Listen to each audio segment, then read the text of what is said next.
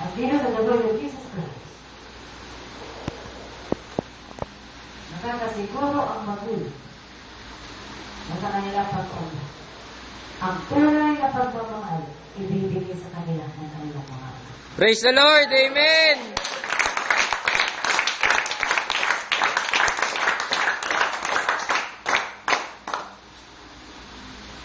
Meron ng mga bago? May true love na ba kayo? Who is your true love? Who is your true love? Jesus Christ, God. Ha? Praise.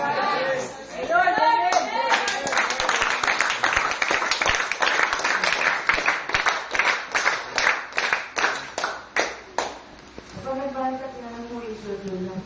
At sasagot ka? Who is your true love? Ikaw! Ikaw! Ikaw! The Lord is your true love! Praise the Lord! Amen!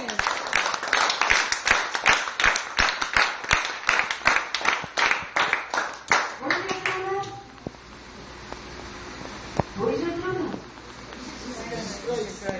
Who is your true love? Jesus Christ! Amen!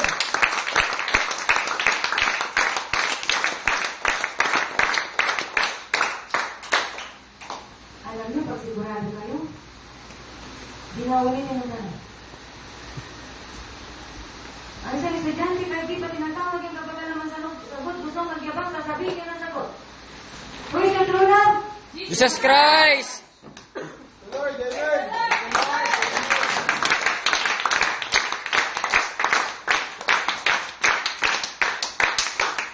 Ang sekreto ay bigay ng Diyos sa inyo ang best. Do your best. Do your best!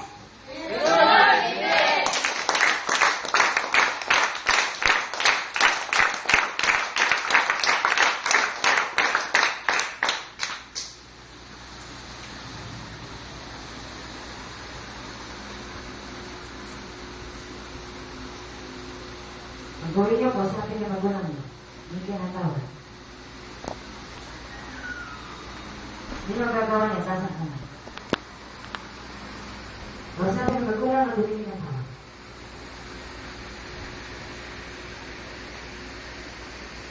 Para maumpisahan na ang pagpapala sa buhay niyo.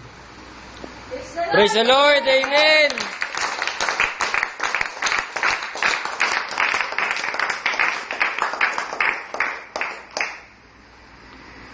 Kung gusto niyo mabago sa buhay, mabago ang pangit at maging bago talaga. Mag-umpisa na kayo ngayon ng bagong relasyon sa mga magulang.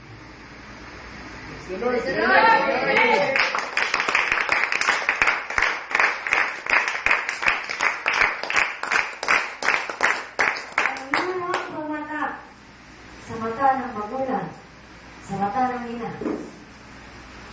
ay parusa sa anak. Ito sa mga magulang na umiyak kanilang mga anak, baka saktan. Bigay niyo na yung forgiveness sa kanila. Huwag niyo nang hintayin, bagat yan ay parusa ang kapalit sa buhay ng mga anak. Di nila alam, yung luha na pumapatak sa mata ng ina at ama, yung kapahawakan ng mga anak. Kaya bigyan nyo na yung kapatawaran sa inyong mga anak. Sabihin, anak, pinagtatawad na kita. At kalimutan na ang nakaraan.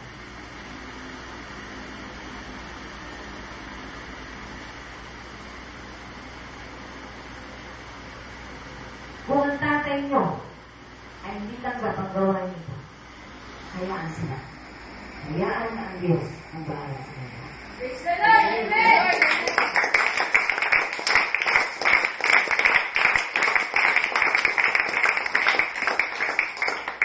Huwag silang babasisin. Huwag silang sasagutin. Huwag silang papakitaan ng hindi magandang gawain. Tuloy nyo mabubuting asal. Pakita sa kanila na totoo nga kayo. Totoo ang Diyos na nasa buong nito. Praise the Lord! Praise the Lord! Amen!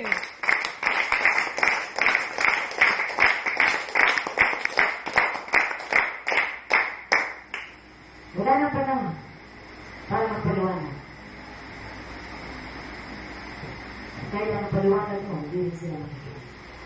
Gawin nyo ang inyong natutunan. Tuloy nyo kung ano ang mabuti. At higit sa lahat, ituloy nyo ang relasyon nyo sa Diyos na nasumpungan nyo sa gawain ng dabog sa Jesus. Praise the Lord. Amen.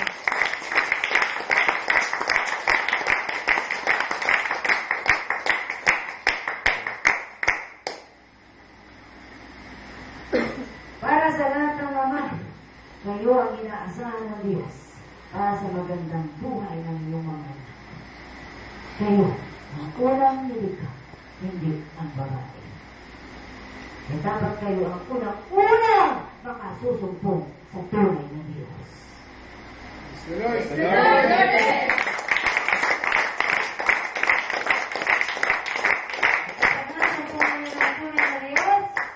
Pakilala niyo sa iyong asawa. Para ang inyong lahat ng anak ay madala niyo sa gawain ng Diyos. At kayong buong pamilya ay sama-samang magpuri sa Diyos. Praise the Lord. Amen.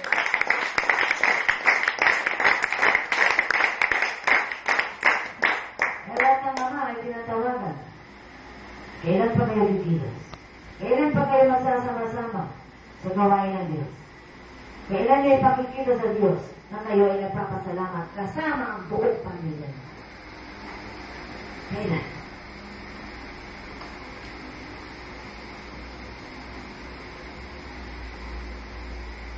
Kung nalaman Diyos, kaya mo gawin yan. Kaya mo, alam ng bagay, kasama mo ang Diyos. Praise the Lord. Amen.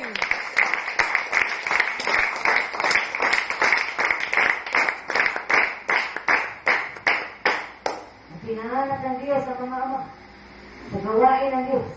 Unang-unang hinahanap ng Diyos ay ang ama. Kapag ang pamilya ay pinagkatiwala sa ama. Kaya ang lalaki ay naghahanap ng mga kapareha, ng tamang kapareha, para bumuo ng tama at maayos na pamilya. Nag-umisip kayo, ama naghahanap. Kung wala pa sa gawain ng Diyos ang buong pamilya, kailan ka pakikilos? Sapat ba na mayroon kang pera? Sapat ba na mayroon kang kinikita? Sapat ba na mayroon kang kinakain? O walang kasapatan yan kung wala ang Diyos sa buong pamilya? Praise the Lord. Amen.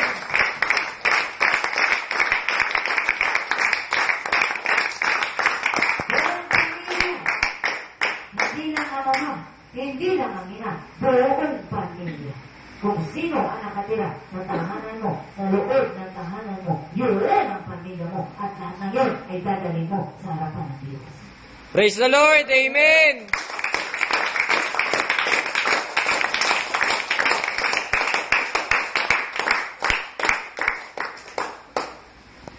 Asa na mo ng utos? Ibigay mo ang Diyos ang buong puso, buong isip, buong kalakasan, buong kaluluwa. Kung iniibig mo nga ang Diyos ang buong puso at buong isip, maiisip mo ang asawa mo, maiisip mo ang mga anak mo, maiisip mo ang mga kasampay mo, dadalhin mo rin sila sa Diyos. Praise the Lord. Amen.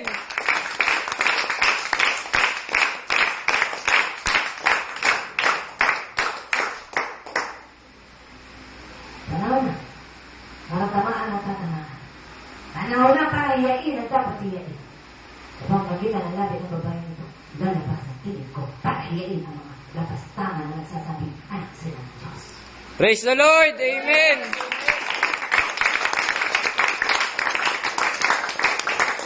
Anak ka ng Diyos, gumalaw ka. Pakita mo sa Diyos, anak ka nga ng Diyos. Iwan mo ang bisyo mo. Ngayon na. Iwan mo. Ngayon na. Ang paglalasing, ang paninigalido, ang pagbababae, ang pagsusugay. Iwan mo. Kutarang anak ka ng Diyos. Praise the Lord. Amen.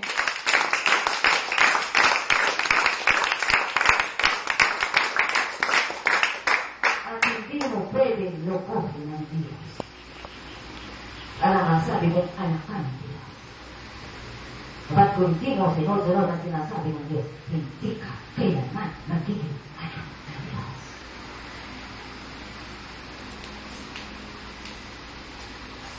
Kapag ang salita ng Diyos ay buhay at mabis. Buhay at mabis. Higit na matalas kaysa aling matalas na magkabili ng Ito'y tumatagos pati sa pinag-iwalay ng kalab sa Espiritu. Ng mga kasukasuran ng utak sa totoo at nakatatawa ng iniisip at pinapala. Praise the Lord. Amen.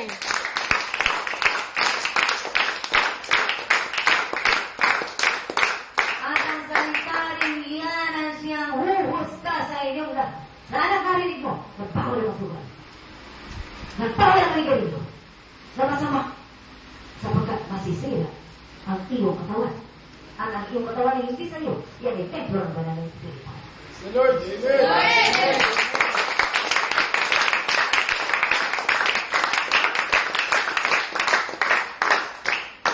Ngayon huwag kayo magpilo. Narinig mo ang salita ng Diyos ngayon. Pag uwi mo, mag-iinom ka. Nasaan ang salitang napakinggan mo?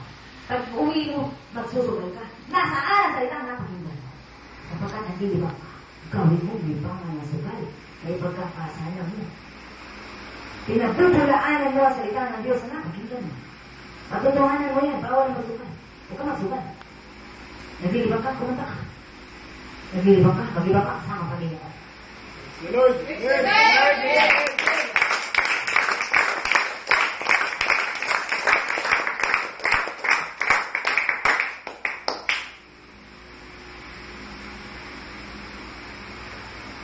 Hindi lang ng tao, hindi lang ng tumatawag ng Panginoon, Panginoon ay papasok sa karya ng langit, kundi ang lamang gumagawa ng kalooban ng Ama sa langit.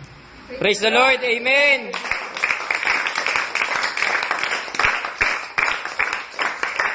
At ang Diyos na nagsabi niya ay seryoso. Kaya kung hindi kayo seryoso, hindi kayo papasok sa langit. Kaya ang mga taga-The Voice of Jesus Christ ay nagsiseryoso. Praise the Lord. Amen.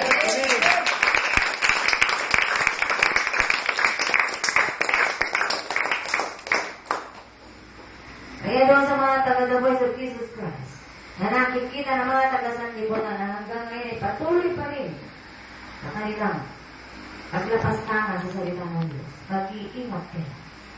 Mag-iingat kayo. Mag-iingat kayo. Hindi tao, hindi pinahihiyan. Kundi ang salita ng Diyos na narinig na dito. At ang salita ng Diyos ay Diyos mismo. Praise the Lord. Amen.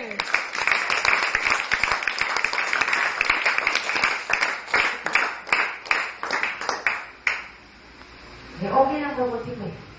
Okay lang sapagkat kitang-kita kung sino ang nagkakamali.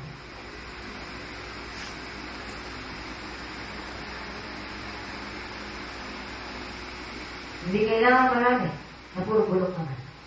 Kung bibili ka ng prutas, marami nga 1 kilo, pero bulok naman. May makakain ka ba? Bumili ka ng 3 piraso, pero magaganda. Masisiyahan ka? Amen. Kaya sa The Voice of Jesus Christ, ipanin ko kunti kayo. Huwag lang mapahalo ang isang bulok sa iyo. Praise the Lord. Amen.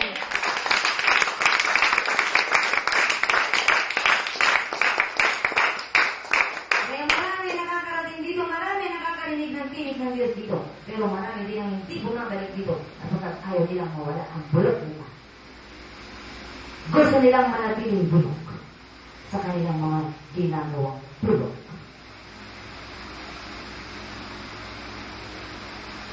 Ibig sabihin, ang lahat ng gawain ayon sa mundo ay bulok sa paningin ng Diyos. Kaya kung gusto niyo manatili sa sariwa, kanino kayo dapat manatili? Sa Sa Diyos. Praise the Lord. Amen.